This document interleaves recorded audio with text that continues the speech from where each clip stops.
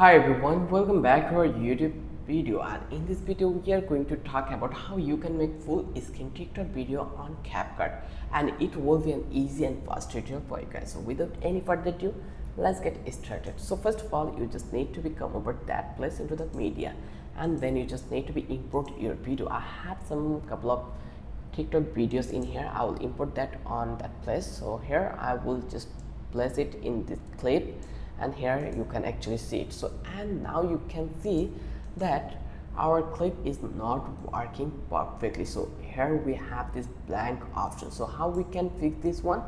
So when you will see this kind of a issue, then you just need to do a couple of things. Let's delete this one, and here you just need to come to the ratio. Once you click over here, then here you will by default find out the 9:6 ratio, and once you click over here, then it will be added in here and it will take this great way. So here you can see how easy the process was to fill up the screen with your TikTok site. And always remember, if you are having trouble to find out the TikTok real size, you just need to go to the new window and search for TikTok video ratio, and you will get the result eventually, that is 9:6. And here you can find out the pre-built ratio for yourself.